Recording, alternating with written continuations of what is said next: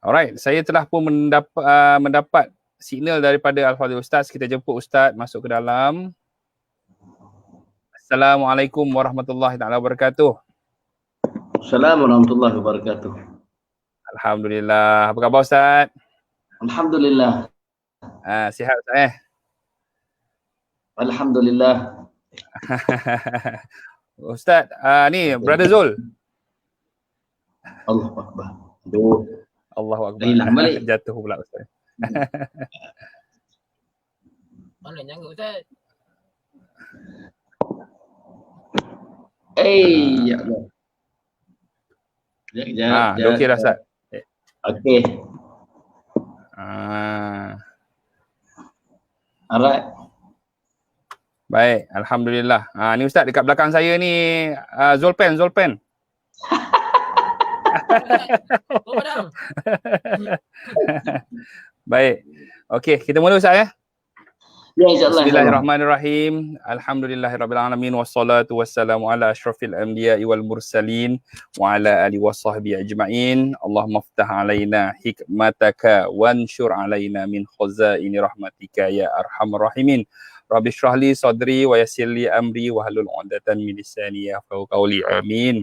Yang saya hormati, yang sentiasa saya muliakan, Al-Fadhil Ustaz Muhammad Ridwan Muhammad Noor bersama dengan kita pada hari ini. Terima kasih Ustaz di sesi yang keempat Ustaz ya?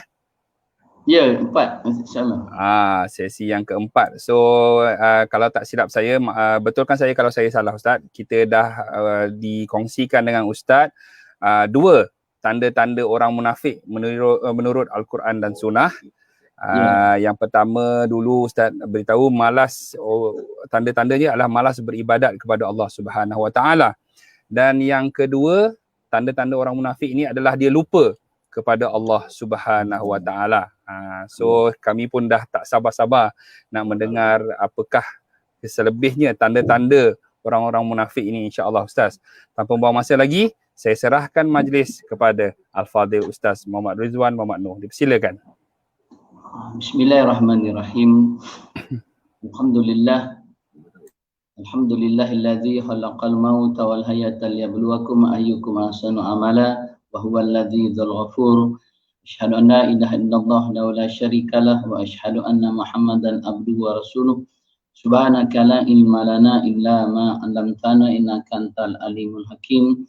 Qala rabbi shrah li sadri wa yassir li amri wa hlul 'uqdatam min lisani yafqahu qawli. Allahumma ajirna minan nar, Allahumma ajirna minan nar, Allahumma ajirna minan nar. Asbahna ala fitrati Islam wa ala kalimatil ikhlas. Ya ayuhan nas ittaqullah fusikum wa iyaya bitaqwallah faqad fazal muttaqun. Qala Allah ta'ala fil kitabil karim, a'udzubillahi minasyaitonir rajim. Allahul ladzi ja'ala lakumul laila litaskunu fihi wan nahara mubsira.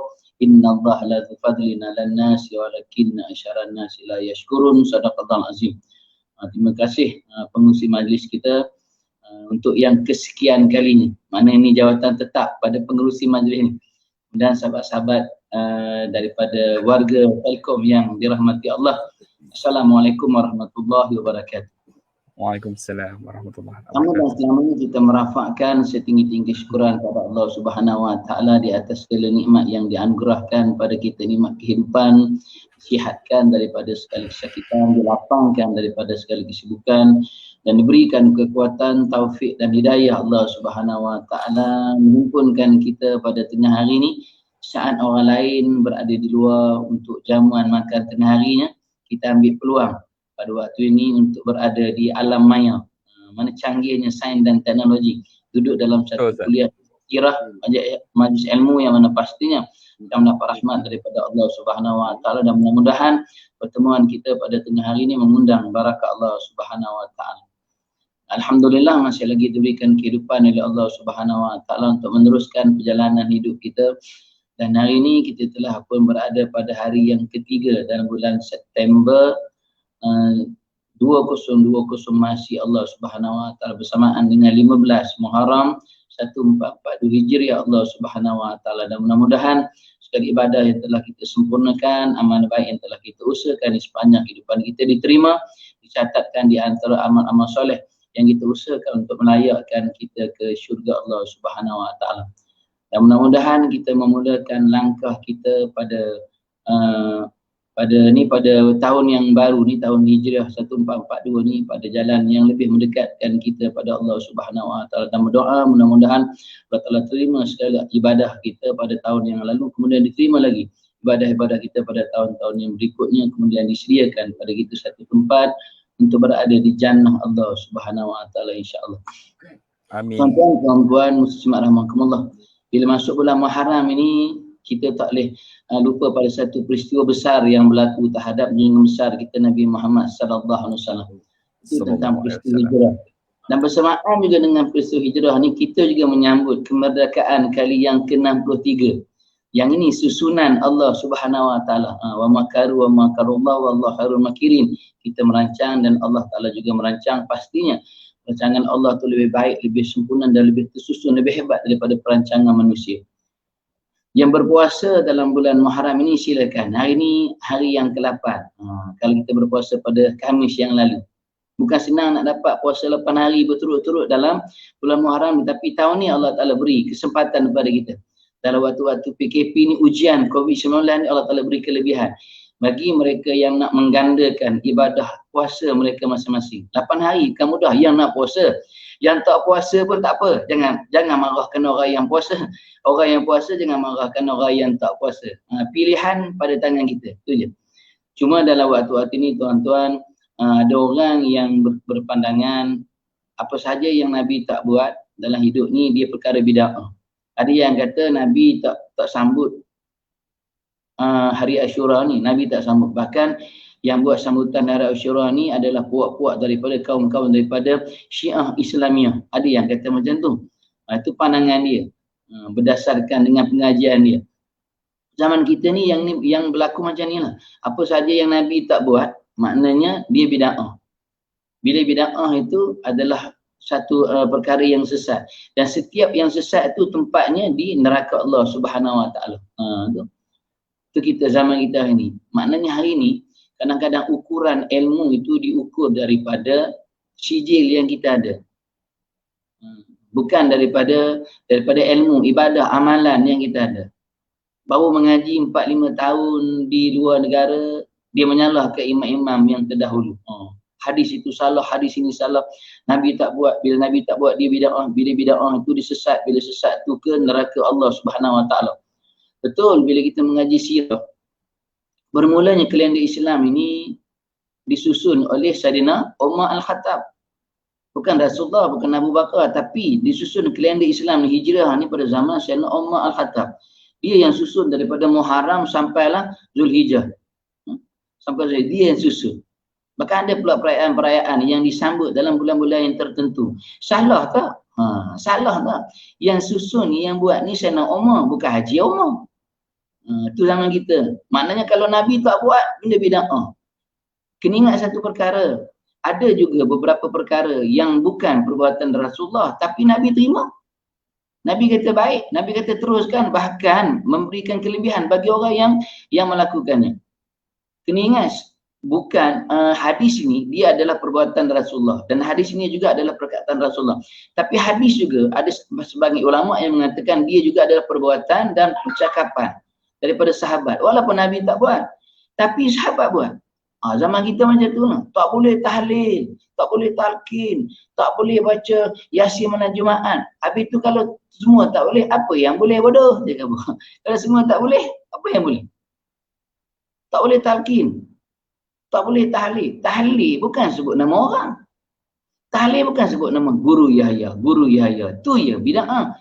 Ni tahlil ni kalimah la ilaha illallah, la ilaha illallah. Tu kalimah yang paling besar. Ada orang sampai tahlil tu Allah, waktu tahlil ni dia sampai dia rasa khusyuk sangat, nikmat sangat, tak boleh berhenti. La ilaha illallah, la ilaha, sampai 3,000. Sampai orang sebelah tepuk, Tok Imam berhentilah Tok Imam, dah 1,000 dah Tok Imam, dah sejuk dah nasi ayam. Sejuk nasi ayam. Kunyalah seronoknya tahlil tu. Tiba-tiba dia kata tak boleh sebut tahlil. Tak boleh sebut apa, nak sebut apa? Nak sebut nama bapak dia. Takkan nak sebut nama bapak dia tu kita. Tak boleh baca Yasin malam Jumaat. Habis tu malam Jumaat nak apa karaoke. Karaoke tak dia kata bid'ah. Kita kata bodoh, dia marah. Kata tak cerdik, tak terasa pula hati dia. Tu karaoke tu yang malam Jumaat pun dia balonnya, kenapa tak kata itu bid'ah? Baca Yasin di masjid pula yang dikata bid'ah. Dah pelik buat gitu. Tu yang penting nak hijrah tu.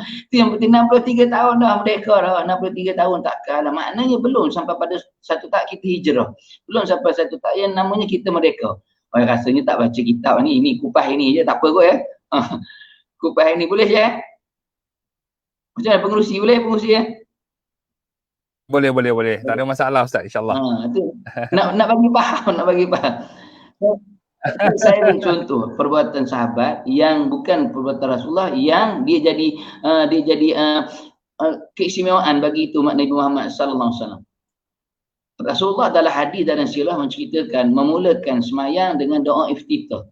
Tapi Rasulullah memulakan doa iftitah dengan perkataan wajjahtu wajhiya lillazi fataras samawati wal ard. Itu permulaannya. Tapi ada sahabat yang memulakan doa iftitah dengan Allahu Akbar kabira walhamdulillahi katsira wa subhanallahi bukratan wa asila yang kita buat sekarang ni. Dan ketika habis solat Nabi tanya, siapa yang baca doa iftitah Allahu Akbar kabira? Bagi tahu aku. Aku tak ajar pun kata Rasulullah. Siapa yang baca ni? Siapa yang baca? Sahabat kata aku yang baca Rasulullah.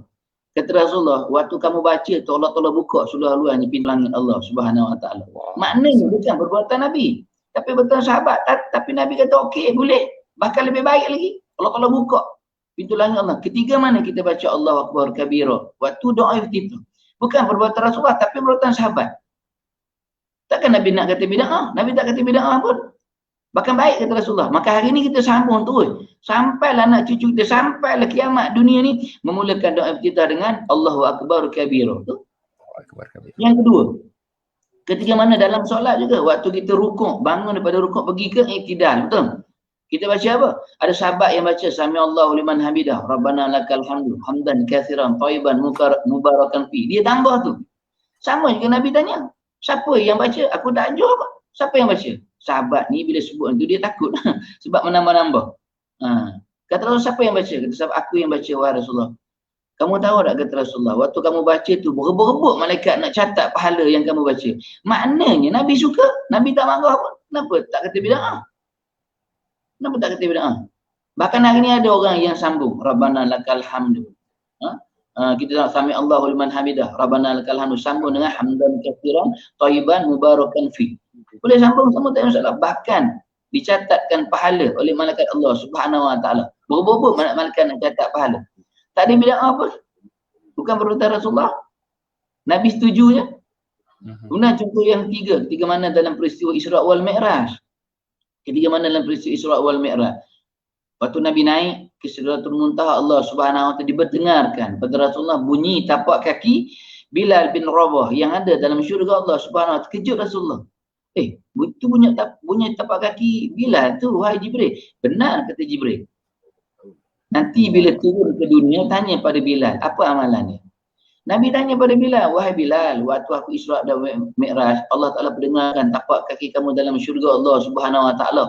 Hebatnya amalan kamu ni Bilal. Apa amalan kamu? Cerita kepada aku. Kata Bilal, wahai Rasulullah, aku tak ada amalan yang hebat-hebat. Aku ni tahajud ni bukan tak bangun jugalah. Tapi taklah macam orang lain, awal pagi bangun.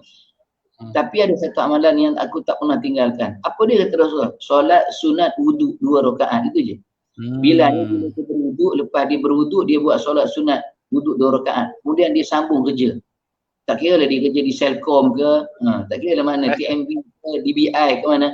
Bila tengah-tengah kerja tu terkentut, terputus wuduk, dia pergi balik.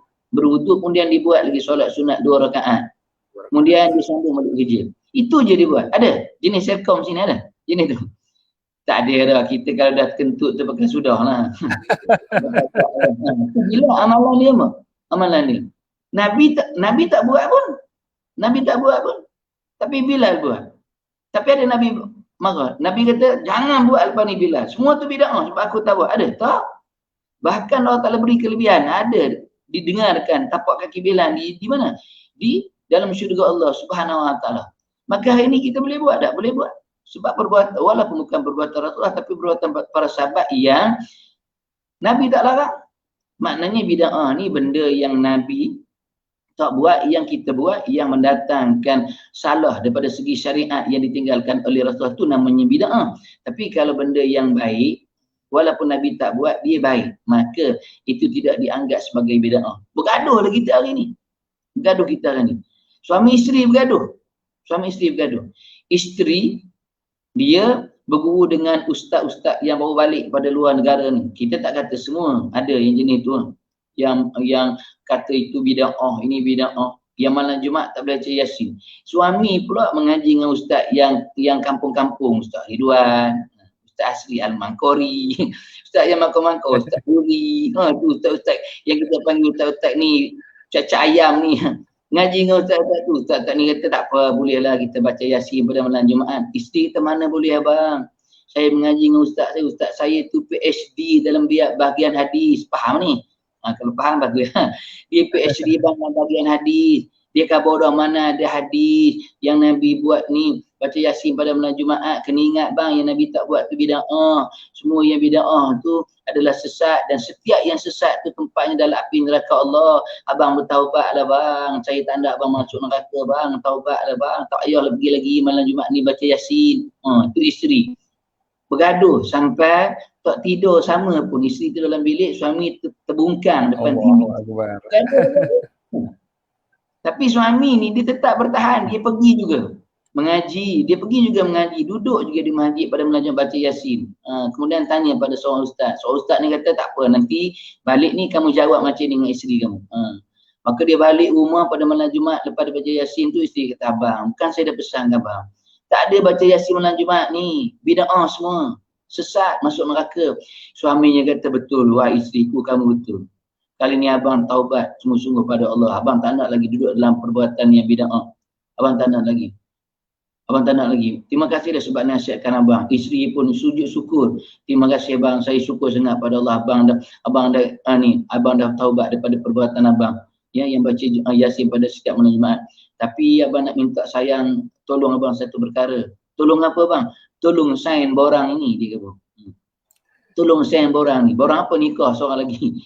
Isterinya kenapa pula nak sign borang ni? Abang tak nak hidup dalam bid'ah sebab Nabi kahwin lebih pada satu dia. Kalau kahwin satu ni bid'ah. Dia kata kalau kahwin satu bid'ah. Abang nak ikut Nabi. Abang tak nak jadi umat yang bid'ah. Nabi kahwin lebih pada satu. Tolong sign borang ni. Melompat isteri. Padan dengan muka. Faham ni? Kalau faham bagus tu, itu yang ngajar dia. Itu yang ngajar dia. Nak sangat bid'ah. Kabar ni, dan aku tak nak jadi bid'ah. Tak nak buat benda-benda. Nabi tak kahwin seorang, Nabi kahwin lebih pada seorang. Sign borang ni.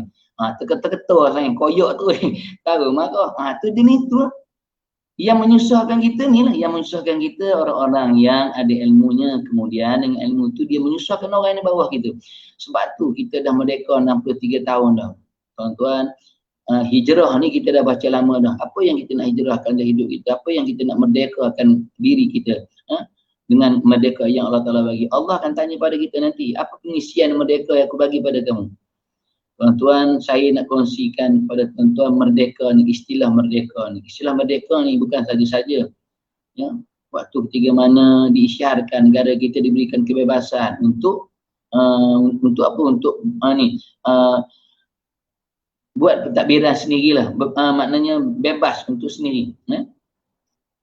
Diberikan kebebasan tu, maka ulama ni duduk dalam satu halaqah, bermusyawarah, berbincang. Nak sebut perkataan apa? Apa yang kita nak laungkan? Apa yang kita nak ucapkan ketika mana diberikan kebebasan ni? Perkataan apa nak sebut? Maka dalam perbincangan itu dapat satu perkataan yang namanya slogan, yang namanya merdeka. Bukan merdeka ni bukan saja-saja tak. Merdeka ni apa? Merdeka ni pilihan daripada ulama. Slogan itu, perkataan itu. Sebab dalam Islam merdeka ni maksudnya apa? Kalau kita baca sirah tentang hijrah, merdeka ni maksudnya kata Rasulullah, merdeka ni memerdekakan manusia tu daripada menjadi hamba kepada manusia, menjadi hamba kepada Allah Subhanahu Wa Taala. Itu maksud sebenar merdeka. Bebas daripada sistem perhambaan, hamba kepada manusia menjadi hamba kepada Allah Subhanahu Wa Taala. Ini orang yang merdeka. Kita ni sebutnya merdeka. Ulama dia waktu tu merdeka tu ditulis dengan tulisan apa? Rumi ke Jawi? Jawi. Kita ini dah merdeka betul. Bahkan setiap huruf yang ada dalam tulisan Merdeka tu ada rahsia dia. Ada rahsia dia. Ada pengisian dia. Mim itu apa? Ra itu apa? Dal itu apa? Ya itu apa? Kaf itu apa? Dan alif itu apa? Dia ada apa? Dia ada rahsia dia. Kita tahu tak? Mim itu apa mim? Mim itu. Kita tak tahu pun. Kalau kita sebut mim lah, mim tu makan saja. Kita mim makan. Makan mim. Mim itu apa maksudnya mim tu? Mim itu maksudnya mengikut. Mim itu maksudnya mengikut. Ra tu maksudnya Rasul. Mengikut Rasul. Mim ra tu maksudnya mengikut Rasul. Dal itu maksudnya dan. Ya itu maksudnya yakinlah. Kaf itu kepada, alif itu Allah. Betul? Maksud Merdeka tu apa? Mengikut Rasul dan yakinlah kepada Allah. Tu ulama apa? Ni orang yang ada ilmu ni. Bukan saja-saja. Tapi sebut dalam tulisan Jawi tu Merdeka ni mengikut Rasul dan yakinlah kepada Allah. Apa yang kita nak ikut Rasul? Nabi tinggalkan dua perkara. Taraktu fikum amraini lan tadilu ma tamassatum bihima. Aku tinggalkan pada kamu dua perkara yang kalau kamu ikut selama-lamanya kamu takkan sesat. Yang mana Quran dan sunnahku. Ni jaminan Allah. Sebab tu ada usaha kita bila kita merdeka untuk kita tegakkan undang-undang Allah sebagai undang-undang yang paling tinggi dalam kehidupan manusia. Kemudian menjadikan juga hadis ini sebagai panduan hidup kita. Yang ni Nabi tinggalkan pada kita. Quran dan hadis Nabi Muhammad sallallahu alaihi wasallam. Apa yang kita buat dengan pengisian merdeka kita? Sebab tu pentingnya. Sebab tu tuan-tuan pentingnya satu perkara yang namanya kuasa. Untuk apa? Untuk kita tegakkan undang-undang Allah Subhanahu Wa Taala. Walaupun orang kata kita gila kuasa, bukan. Kita bukan gila kuasa. Kita cuma nak kampas kuasa daripada orang gila. Faham tak? Kalau faham bagus.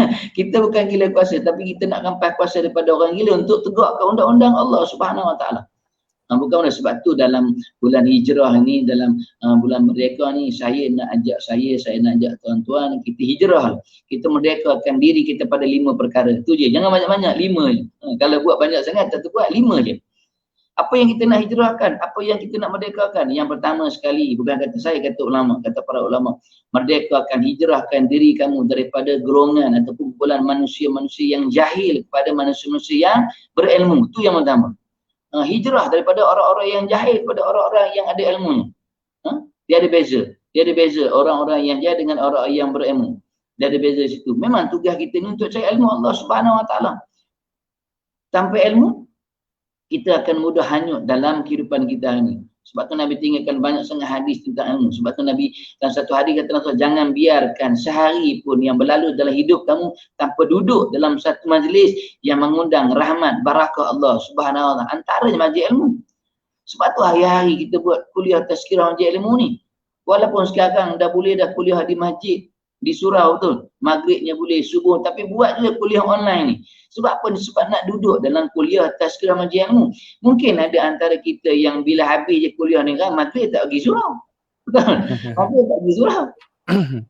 Kesekurang-kurangnya ada kuliah online ni. Paling baik setiap hari duduk dalam majlis ilmu. Jangan biarkan sehari pun berlalu tanpa apa? Duduk dalam majlis kuliah ilmu ni. Kata Rasulullah sallallahu alaihi wasallam. Itu penting ni pada kita.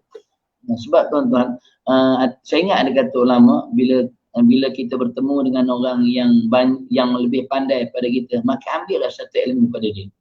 Bertemu dengan orang yang lebih pandai pada kita, yang kita tahu dia lebih pandai pada kita, ambillah satu ilmu pada dia. Ambil satu ilmu pada dia.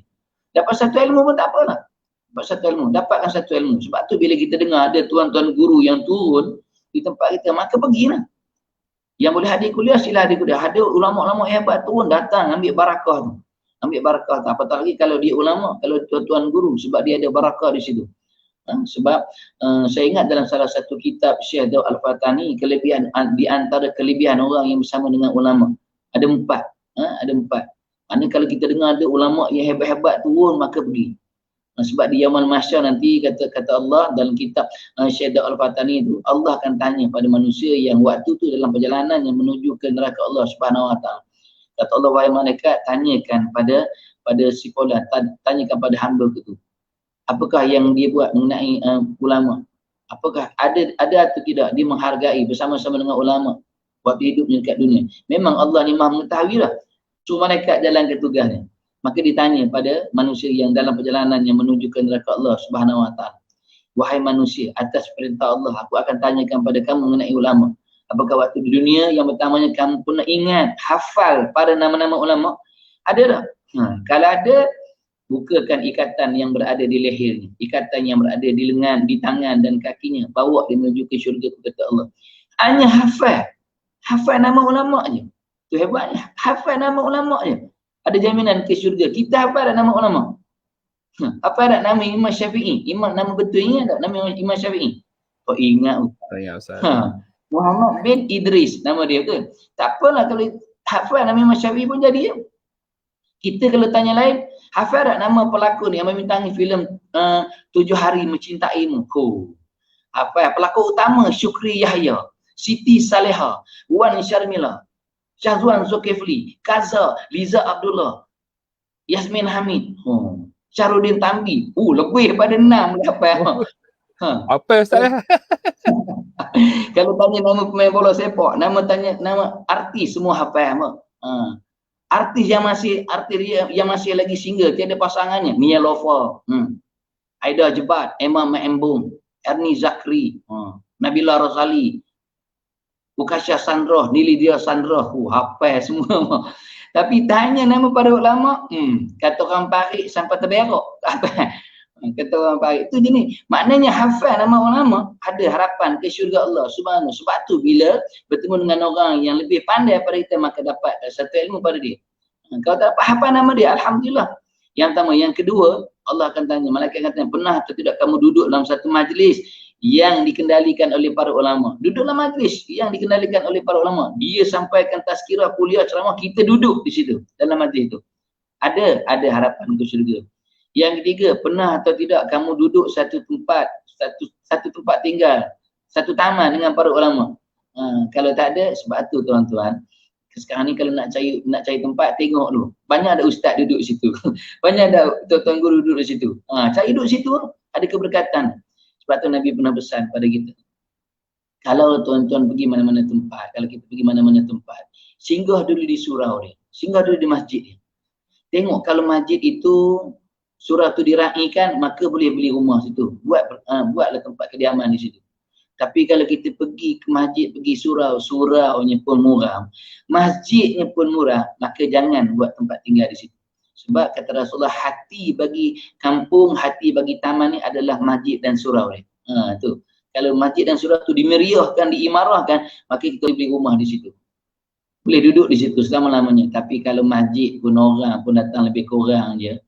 Kuliah majlis ilmu pun daripada 30 malam ada 2, 3, 4 malam je, tak payahlah cari tempat lain. Maknanya itu keberkatan duduk satu tempat dengan para ulama. Dan yang keempatnya, Allah akan tanya manusia malaikat, Allah pernah atau tidak waktu hidup kamu duduk satu meja hidangan dengan para ulama. Duduk satu meja hidangan dengan para ulama, makan bersama dengan ulama. Yang ini kita payah sikit lah, sebab kalau tuan-tuan undang ulama ke tempat tuan-tuan Selcom, yang makan dengan para ulama tu siapa? Pengarah, timbalan pengarah, siti usaha, itulah. Itu pengerusi majlis makan 2 buffet. Pengerusi majlis bukan makan di luar. Yang lain yang faham itu betul, dapat makan dengan ulama, betul tak? Kalau kita di surau, di masjid, yang dapat makan dengan tuan guru ni apa? Pengerusi majlis, timbalan pengerusi, siti usaha, bendahari, tu imam. Bilal makan di luar. Terus kita ada banyak. Kalau Bilal makan di luar, Tok Siap makan di mana? Lagi luar, lagi jauh pada Bilal. Kita yang bukan Tok Siap, bukan Tok Bilal, lagi jauh. Habis tu macam mana Ustaz? Habis tu mudah kalau tuan-tuan jumpa mana tuan guru ulama dekat kedai, tuan-tuan bayarlah makan dia. Lepas tu jangan bagi tahu pula, Ustaz saya dah bayar tu. Nanti ingat muka saya, jangan macam tu pula. Lepas bayar tu belah lah bodoh tu, jangan bagi tahu pula. Bayar tu lagi ya. Dan ustaz pula, bila dah tahu tu jangan pula ambil kelebihan pula. Tunggu pula siapa pula nak bayar ni, telefon pula. Pen, bila datang ni Pen? Bayarlah. Nak masuk syurga tak? Jangan macam tu pula. Kita tu dah tak ada orang bayarlah sendiri pula. Tu kelebihan. Maknanya tu, bila bertemu dengan orang yang lebih pandai pada kita, maka ambillah satu ilmu dengan dia. Itu yang pertama. Yang kedua, kata-kata ulama, bila kamu bertemu dengan orang yang sama pandai dengan kamu, maka kongsi-kongsikan ilmu. Kongsi-kongsikan ilmu. Bertemu orang yang sama pandai dengan kita. Sama pandai dengan kita mengaji, dia ngaji. Kongsi-kongsikan ilmu. Aku dulu kamu mengaji ustaz ni. Kongsi-kongsikan ilmu. Mana kita dapat ilmu, dia dapat ilmu. Ni orang yang bijak pandai ni. tentang ilmu. Kemudian yang ketiga, bila bertemu dengan orang yang kurang ilmunya, maka sampaikan pada dia satu ilmu. Balighuni wala ayah. Sampaikan walaupun satu ayat. Kita bertemu dengan orang yang kurang ilmunya pada kita. Maka kita sampaikan satu ayat. Bagilah hadis. Hadis ni kalau tak tahu baca hadis tak apa, yang penting mafhumnya tak apa, tak ada masalah. Yang penting hadis tu betul. Tak ada masalah. Ataupun sampailah apa perkataan yang baik. Sebab kita tahu dia kurang sikit ilmu pada kita. Kita ada ilmu lebih sikit pada dia, sampaikan balighuni walau ayah, kata Rasulullah. Yang ketiga, yang keempat, bila kamu bertemu dengan orang-orang yang banyak menceritakan tentang dunia, maka tinggalkan mereka. Bila bertemu dengan kita berkawan dengan orang yang banyak cerita tentang dunia, tak habis-habis dunia, siang malam pagi waktu cerita dengan dunia. Al-hakumut takasur hatta zurtumul maqabir. Itu je. Cerita tu je nak nambah ni, nambah dunia je. Maka tinggalkan bulan ini. Diam dan tinggalkan bulan ini, kata ulama. Dan apabila kamu bertemu dengan manusia yang asyik menceritakan tentang akhirat Allah Subhanahu Wa Taala, maka duduklah di situ dan gaulilah mereka. Maka maknanya duduk sama-sama dengan dia.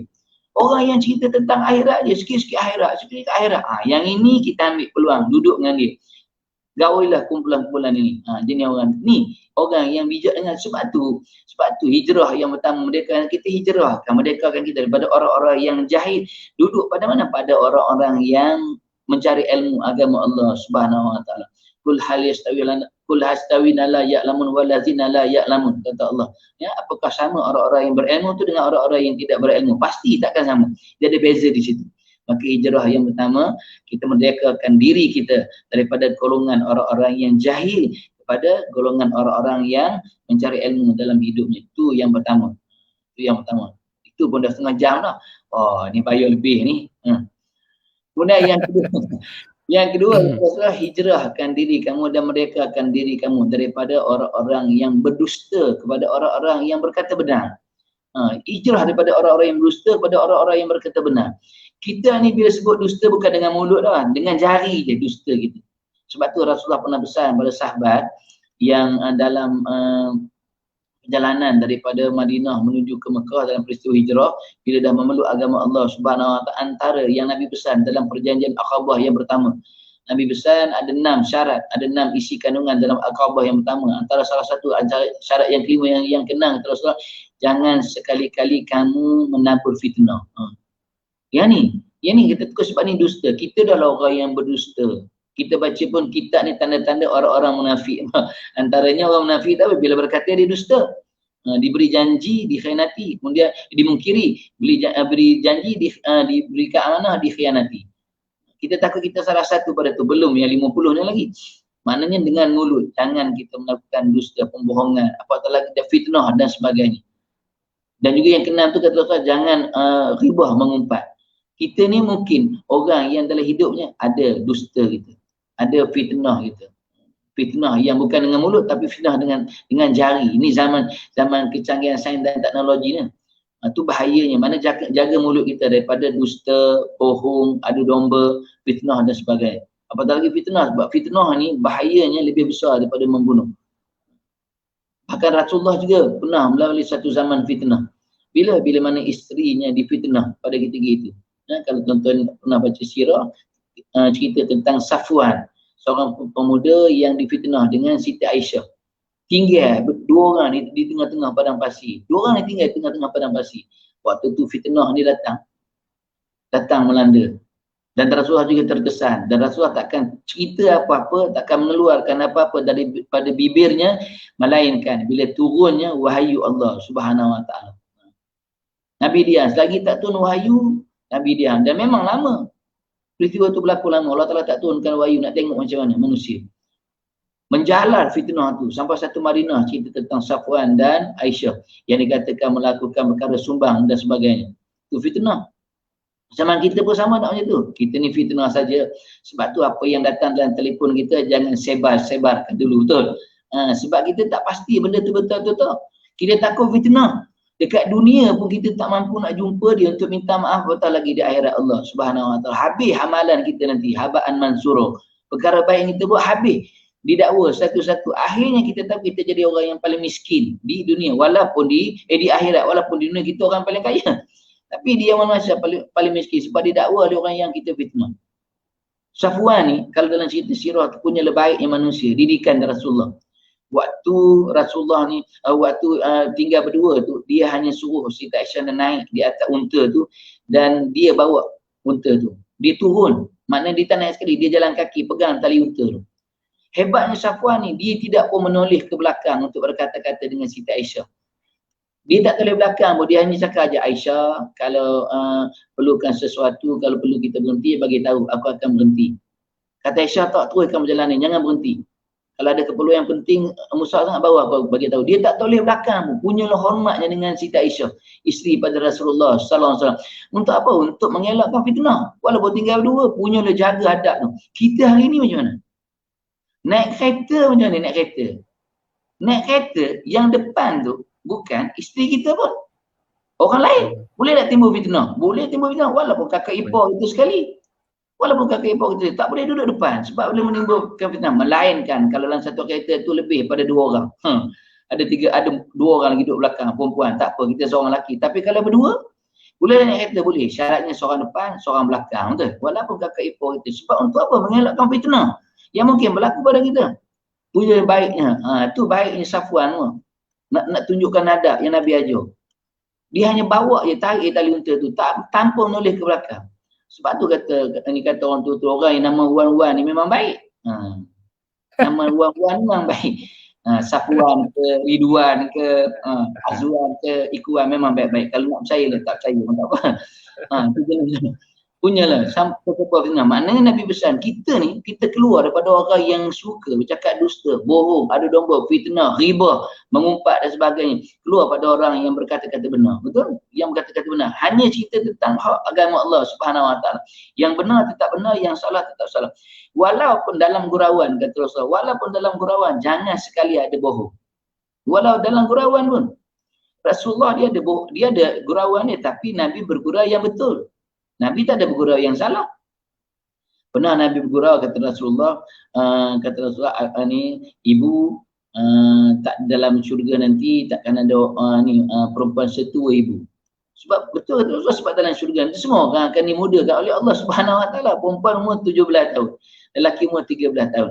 Mana gurauan Rasulullah gurauan betul. Kita gurauan kita tipu dah. Tipu mana keluar daripada golongan orang-orang yang berdusta kepada orang yang berkata benar. Itu yang kedua. Kemudian yang ketiga, hijrah dan merdekakan diri kita daripada orang-orang yang kedekut kepada orang-orang yang kaya, yang dermawan. Daripada orang-orang yang kedekut, yang bakhil kepada orang-orang yang dermawan, menginfakkan hartanya untuk agama Allah Subhanahu Wa Taala. Cerita juga dalam hijrah, ketika mana dalam bai'ah yang pertama, akabah yang pertama, akabah yang kedua, Rasulullah pesan pada sahabat, hendaklah kamu menginfakkan harta kamu dalam 2 keadaan. Ketika mana kamu senang dan ketika mana kamu susah. Nabi pesan sangat tu. Bukan waktu ni, lama dah. Lama dah Nabi pesan. Infak ketika mana kamu senang dan ketika mana kamu susah. Senang dengan cara senang, susah dengan cara susah. Kita infak kita bila? Bila kita senang ni. Kadang-kadang senang tak infak pun. Susah memang tak infak dah. PKP baru ni, tak infak dah. Sedangkan PKP pun kita boleh infak tak? Boleh, kita bubuh je dalam tabur rumah kita RM1 sehari. Cukup je sebulan, hantar kat masjid RM30 pun. Itu infak tu waktu susah. Dan waktu senang, infak lah waktu senang. Kena ingat harta yang daripada kita bukan milik kita semua tak. Dia ada bahagian untuk anak yatim, ada bahagian untuk fakir miskin, ada bahagian untuk fi sabilillah, agama Allah Subhanahu Wa Taala. Habis kita, sebab tu dalam bab sedekah ni tuan-tuan, sedekah ni dia ada rahsia dia. Apa rahsia sedekah? Kita ni cerita sedekah, apa rahsia sedekah? Sedekah ni tuan-tuan, bila rahsia sedekah apa? Bila kita dengar ada orang nak buat masjid, bila kita dengar ada orang nak buat sekolah agama, bila kita dengar ada orang nak buat mahtafiz, waktu tu sedekah yang paling banyak. Waktu tu sedekah, waktu tapak tu, belum jadi bangunan, waktu tu sedekah yang paling banyak. Kenapa? Sebab bila siap je bangunan itu, infak kita ada di situ, apa sahaja yang masuk dalam bangunan tu semua dapat pada kita. Semua bahagian pahala yang dapat pada kita. Sebab apa? Sebab kita yang menyediakan asas itu. Lain kalau bangunan tu, kalau tuan-tuan surau dah siap, masjid dah siap, kita masukkan aircon. Kita hanya dapat pahala aircon tu je. Tu pun kalau buka, kalau tak buka tak dapat. Sebab tu, rahsia sedekah daripada mula-mula tu. Pada mula-mula. Dengan kita ni kalau dengar je ada orang nak bina masjid. Masjid. Jangan macam itu. Bagilah, kalau tak nak bagi banyak, bagi sikit. Kalau tak nak bagi sikit, bagi banyak. Sebab menyediakan asas tu. Bila kita menyediakan asas tu, bangunan tu, lepas tu bila siap bangunan tu orang masukkan kapet, kita dapat pahala kapet. Orang masukkan aircon, dapat pahala aircon. Masukkan kipas angin, dapat pahala kipas angin. Masukkan apa lagi? Sejadah, dapat pahala sejadah. Semua yang masuk lepas tu semua bahagian pahalanya dapat pada kita tu. Untung tak kita? Untung lah. Tak kita bila dengar jadi orang mau masjid lari. RM10 pun tak nak bagi. Gaji 3-4 ribu. RM10 untuk agama Allah pun tak nak bagi. Allah akan tanya pada kita. Kita ni nak buat besar-besar, tuan-tuan buat yang kecil-kecil je. Saya pesan pada tuan-tuan, ingat pada saya buat yang kecil-kecil tapi pahala dia besar. Apa nak buat? Ingat satu benda, setiap bulan beli je sebuah buku agama. Itu je. Setiap bulan beli satu buku agama. Ini pertolongan kita untuk agama Allah Subhanahu Wa Taala. Infak kita untuk jalan agama Allah. Harga berapa tak kira. Dan 10-10, dan RM5, RM5. Tak baca pun tak apa, tak ada masalah. Beli je setiap hari. Tuan kata setiap hari, setiap bulan lah. Setiap bulan, setiap hari habis duit ke bawah. Setiap bulan. Kita setiap bulan boleh beli majalah Mastika. Boleh beli kalau bola, majalah bola sepak. Kalau kereta, majalah kereta. Boleh tak? Beli setiap bulan buku agama. Satu bulan satu buku. Baca tak apa. Tak baca pun tak apa. Harga tak ada masalah. Yang penting beli. Untuk tolong bantu agama Allah. Intan surullah yang surku wasabit akdamakum. Kamu tolong agama aku tolong kamu hidup kamu kata Allah. Kalau tak nak baca tak apa, besarnya pada anak-anak kita. Esok kalau tak nak baca buku ni, bila mak dah tak ada, ayah dah tak ada, infakkan buku ni di mana? Di masjid, di surau, di sekolah-sekolah agama, di Imam Taufik. Dia jadi bahan bacaan pada orang lain. Tu dapat pahala situ. Tak payah nak tunggu benda yang besar-besar. Kita buat yang kecil-kecil. Kita buat besar-besar tapi buat je kejap. Mana ambil kejap. Itu infak kita. Sebab tu bahagian pada harta kita ni adanya untuk agama Allah Subhanahu Wa Taala. Kalau kata ulama, sedekah ni dibahaginya pada 4 bahagian.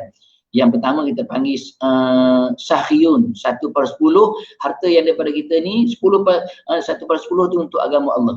Maknanya kalau 100 RM10 tu untuk agama Allah, takkan tak boleh kot. Gaji 1,000 dah, gaji 3,000. Takkan tak boleh kot, lebih kurang dalam RM30 ke tak apa. Maknanya 10/100 daripada gaji itu untuk agama Allah. Itu paling sikit sekali, 10/100 daripada gaji keseluruhan harta kita yang kita dapat sepanjang hidup kita. 10/100 tu. Kemudian yang kedua kita panggil judun. Judun ni separuh daripada harta kita untuk agama Allah. Ada tak? Tak ada, kita pun tak ada sampai. Tapi ada tak sahabat yang buat? Ada. Sayyidina Umar Al-Khattab, Sayyidina Uthman bin Affan separuh hartanya untuk agama Allah. Kemudian yang paling hebat yang nombor 3. Saya tak ingat istilah dia tu. Tapi kalau istilah Melayunya, keseluruhan hartanya untuk agama Allah Subhanahu Wa Taala. Semua dia bagi untuk agama Allah. Ada tak? Ada? Siapa? Sayyidina Abu Bakar As-Siddiq bagi semua. Kita mungkin tak mampu. Yang ketiga tu kita mungkin mampu yang pertama. Tak apalah. 10% daripada harta kita untuk agama Allah. Alhamdulillah. Kalau boleh separuh lagi Alhamdulillah. Tapi mungkin separuh pun kita tak mampu. Apatah lagi nak bagi semua. Tapi Sayyidina Abu Bakar bagi semua. Cukuplah pada aku hanya Allah dan Rasul. Jangan ambil nombor 4. Nombor 4 ni martabat dia bakhilun. Bakhil langsung. Sesen pun tak ada. Memang kita ni kalau nak sebut untuk agama Allah, Allahu Akbar, derma kita untuk agama Allah. Berkira sangat dengan Allah Subhanahu Wa Taala. Allah bagi 63 tahun dah merdeka. 63 tahun merdeka. Apa yang kita sumbang untuk agama Allah dalam infak sedekah kita? Saya cerita pengalaman saya. Boleh kot dalam 5 minit. Boleh. Tengok Sila. kira-kiranya kita dengan agama Allah. Saya mengajar di satu sekolah agama. Gusur lah tu. Diantar untuk jadi gusur pada sebuah sekolah agama. Saya tak cerita sekolah mana lah. Tapi kalau nak tahu bawa saya pergi minum-minum, saya cerita lah. Kalau tak ada tak saya cerita. Di situ letakkan saya. Sewaktu saya di sekolah tu, yuran sekolah agama ni RM4 di sebulan. Tuan-tuan bayang, RM4 sebulan. Yuran sekolah agama RM4 sebulan. Saya nak naikkan jadi RM5, bergaduh dengan jawatan kuasa. Mana boleh, kami tak setuju. Siapa nak pungkuk meja? Pokok boleh isap. Rumah kereta ada, motor ada. Jumpa dekat pasar malam, tak boleh nak salam dah. Ni jari ni penuh dengan macam-macam sate, otak-otak, coconut shake, apam balik semua ada. Yuran agama RM4 je sebulan. Nak naik ke RM5 bergaduh. Sampai tak jadi naik pun yuran. Nak naik RM1, tak jadi. Bila dia bayar yuran pun RM4 sebulan, maknanya setahun RM48, betul? Bayar duit RM50, saya tak bagi balance tu. Dia tanya balik, Ustaz bukan ada balance RM2? Nak juga balance RM2 buat punya agama Allah. Tapi Allah, kalau untuk dunia je ni, kalau untuk akademik je ni, akademik satu mata pelajaran ada ke RM4? UPSR ada ke? Mana ada betul? Berapa ringgit? 50 betul. 50 satu mata pelajaran, 30 ke 50. Ambil berapa mata pelajaran? Kadang-kadang 4 mata pelajaran. Bayar tunai, term cash, cannot delivery. Tapi kalau untuk agama Allah, RM4 naik RM5, bergaduh. Betul? Ni besok hari Jumaat ni, siapa antara kita ni yang dengar, yang bagi ceramah, yang dengar ceramah, siapa antara kita yang berani nak masukkan RM50 pada tabur Jumaat esok? Cakap betul? Ngurusi apa ni? Ya, berani? InsyaAllah. Itulah. Berapa ramai orang yang berani nak masuk RM50 dalam tabung Jumaat, hari Jumaat? Sebab dia rasa Allah besar no RM50, betul? Tapi kalau bawa pasal malam ada tak terasa besar? Tak lah. Beli sati RM30, apam balik RM10, dapat 40, coconut shake 2, habis RM50. Ini harta dunia semua, apa? Allah sedangkan jaminan Allah tijaratan lan tabur, lagi banyak kamu infak, lagi banyak aku berikan pada kamu. Sebab tu kita keluar daripada kumpulan orang-orang yang kedekut untuk infak kita pada agama Allah Subhanahu Wa Taala. Itu yang ketiga. Kemudian yang keempat, kita keluar, kita merdeka ataupun kita hijrah daripada kumpulan manusia yang sentiasa melakukan dosa pada manusia yang memperbanyakkan taubatnya dengan Allah Subhanahu Wa Taala. Ya ayyuhallazina amanu tubu ilallah taubatan nasuha. Wahai orang-orang yang beriman, kata Allah, bertaubatlah kamu dengan sebenar-benarnya taubat padaku. Taubatnya, kita buat salah taubat, buat salah taubat, buat salah taubat. Mudah-mudahan satu hari Allah Ta'ala akan beri kita kekuatan. Sebab pernah ditanya oleh seorang sahabat, wahai Ali, aku ni orang yang selalu buat dosa kemudian taubat. Buat dosa taubat, buat dosa taubat. Apakah taubat akan diterima oleh Allah Subhanahu Wa Taala? Kata Sina Ali, yang penting ada taubat kamu dengan Allah Subhanahu Wa Taala. Kesalahan tetap kita akan buat salah, tapi yang pentingnya taubat dengan Allah. Tak kira lah sama ada kamu buat dosa besar ataupun dosa kecil, taubatlah banyak-banyak dengan Allah Subhanahu. Sementara masih lagi diberikan kehidupan oleh Allah Subhanahu Wa Taala. Kalau ulama ni setiap hari dia taubat pada Allah Subhanahu Wa Taala, bahkan pada setiap waktu dia taubat pada Allah. Kita ni, untuk kita ni sekurang-kurangnya 2 kali sehari cukuplah. Siang sekali taubat untuk ingat dosa kita di siang hari, malam sekali taubat untuk ingat dosa kita di malam hari. Kemudian yang terakhirnya, yang kelima, hijrahlah, merdekakan diri kita daripada orang-orang yang berpecah kepada orang-orang yang bersatu. Untuk apa? Bersatu ni banyak, orang bersatu kan lain buat perginya. bersatu untuk apa? Bersatu untuk menegakkan agama Allah Subhanahu Wa Taala, tu je. Bukan bersatu. Kita pecah banyak dah. Nabi pernah doa pada Allah, wahai Allah, jangan kau pisah-pisahkan umatku, jangan kau pecah belahkan umatku. Tapi Allah Ta'ala tak terima. Umat Muhammad akan berpisah, akan terpecah pada 73 bahagian. Hanya satu kumpulan, satu bahagian yang akan diterima. Yang mana? Ahli sunnah wal jamaah. Kita ni pecah banyak sangat. Sekarang ni pun pecah banyak sangat dah. Pecah sana, pecah sini, pecah sana, pecah sini. Bila kita banyak sangat perpecahan dalam Islam, maka di situlah ruang-ruang yang akan digunakan oleh musuh-musuh Islam. Untuk apa? Untuk dia menghancurkan agama Allah Subhanahu. Silapnya pada kita juga lah. Sebab banyak sangat berpecah. Sebab tu Rasulullah menyatukan antara Ansar dengan Muhajirin. Rasulullah bawa orang-orang Muhajirin yang hijrah, orang-orang yang Ansar yang ada di situ disatukan. Ini hebatnya politik Rasulullah. Menjodohkan lelaki musyrik, lelaki Ansar dengan perempuan Muhajirin. Kemudian lelaki Muhajirin dengan perempuan Ansar disatukan. Itu hebat Rasulullah. Maka kita ini kita bersatulah. Bersatukan untuk apa? Untuk satu perkara ni, untuk menegakkan agama Allah Subhanahu Wa Taala. Dan hijrah ni, merdeka ni tak akan dapat pada kita bila hati kita masih lagi belum dibersihkan. Sebab tu yang ni penting ni, hati ni penting ni, untuk kita tidak lalai pada Allah Subhanahu Wa Taala, untuk kita tidak lupa pada Allah Subhanahu Wa Taala dalam setiap dalam kehidupan kita. Sebab di sinilah nilai yang Allah Taala lihat daripada setiap ibadah kita ni. Allah Taala nilai dengan hati, ya. Innamal a'malu binniyat, di situ terletaknya. Sebab tu bila sebuah hati ni dia ada 4 tingkatannya. Ada 4 tingkatan. Kita hati yang mana? Bermulanya hati manusia ni semuanya bersih, dalam keadaan bersih, dalam keadaan fitrah bersih. Tapi mula dikotori bila dia mula kita panggil akhir balik ataupun memais ataupun bermulanya hukum mukhalaf.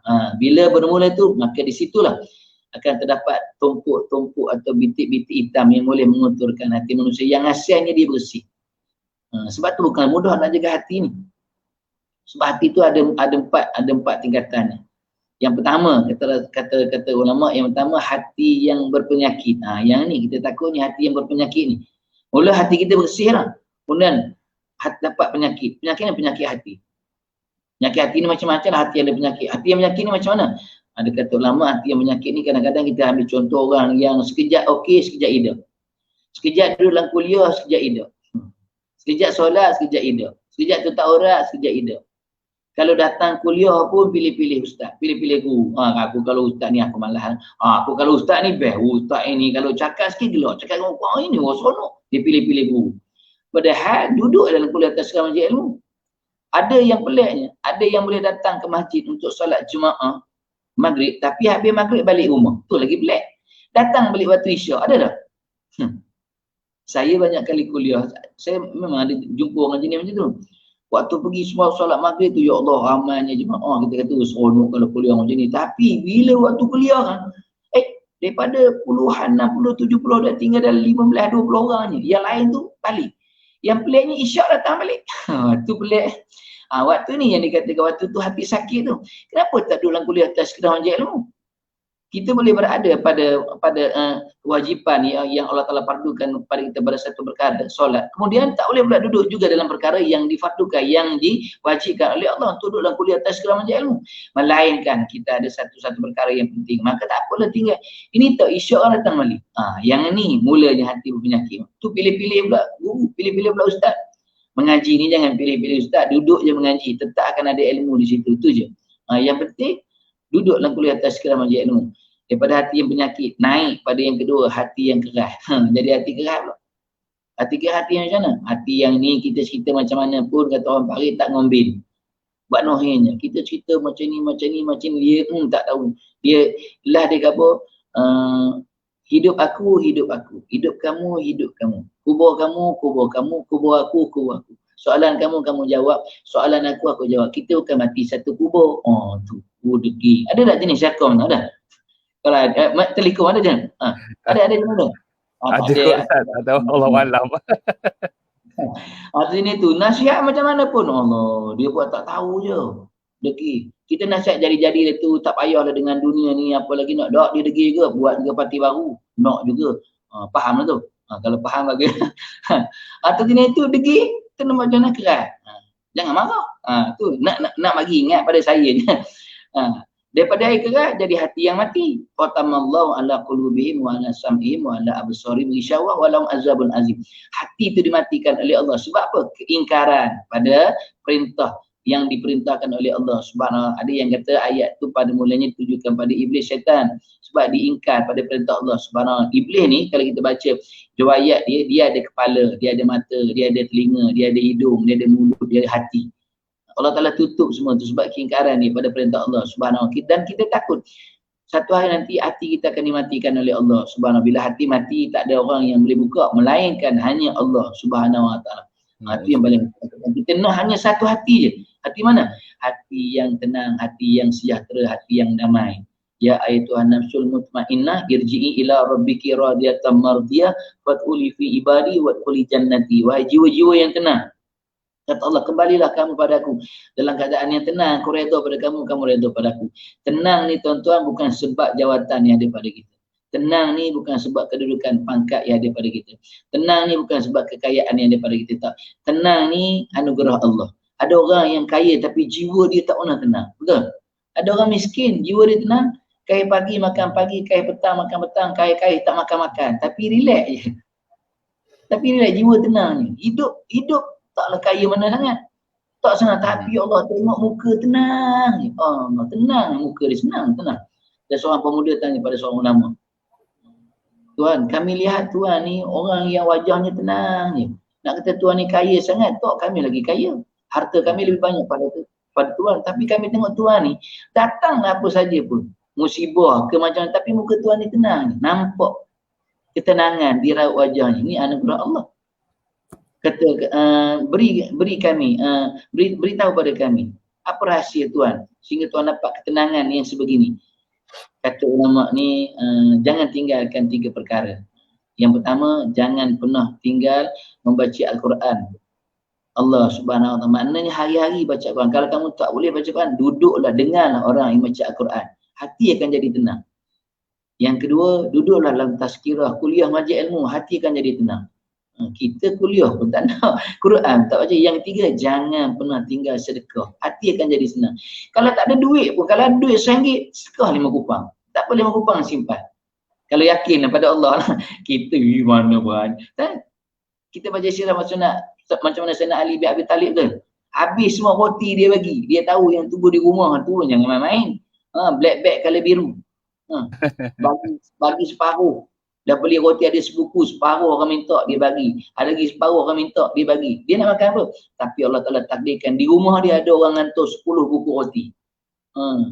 Dia bagi satu je tapi Allah Ta'ala balas 10. Kita mungkin tak sampai tu. Yang ni yang kita kata kekuatan iman kita, keyakinan kita dengan Allah Subhanahu Wa Ta'ala.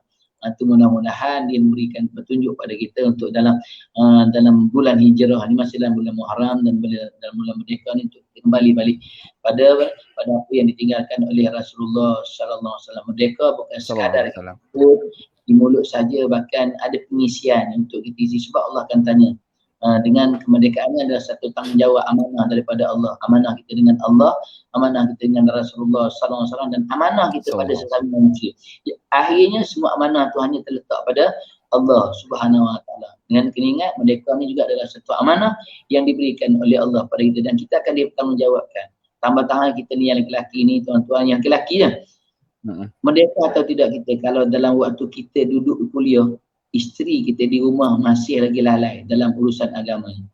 Merdeka atau tidak kita, yang kita boleh datang ke masjid surau, anak kita yang perempuan masih lagi gagah dalam auratnya.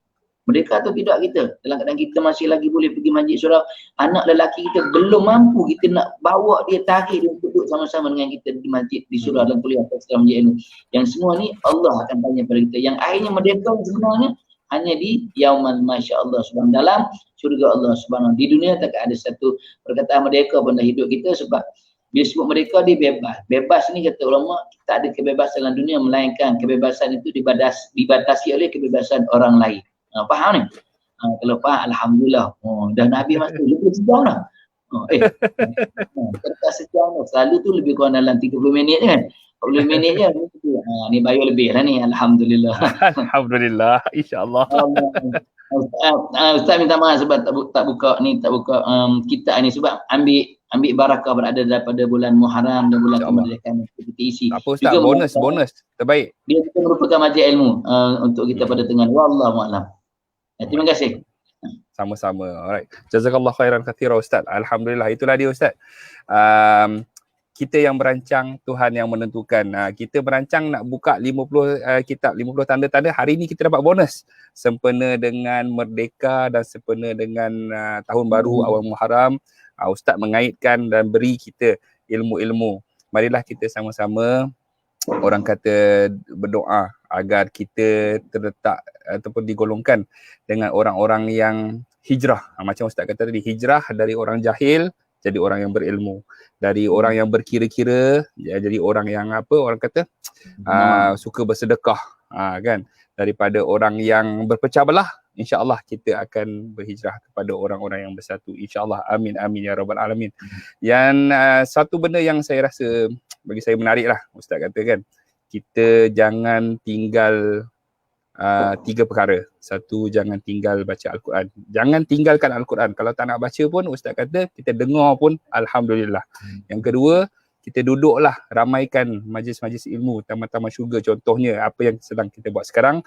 Dan yang nombor 3 ialah jangan sekali-kali kita tinggalkan sedekah. InsyaAllah sama-sama kita ambil perkara itu, dan insyaAllah kita akan tanamkan di dalam diri kita menjadi orang yang lebih merdeka. Ustaz, apa tadi Ustaz? Merdeka, mim, ra, dal, kaf, alif. Apa tadi Ustaz? Mim mengikut Rasul. Okey. Dal dan ya yakinlah. Kaf kepada alif Allah Subhanahu Wa Taala. InsyaAllah Ustaz. Terima kasih banyak-banyak Ustaz di atas perkongsian ilmu pada hari ini.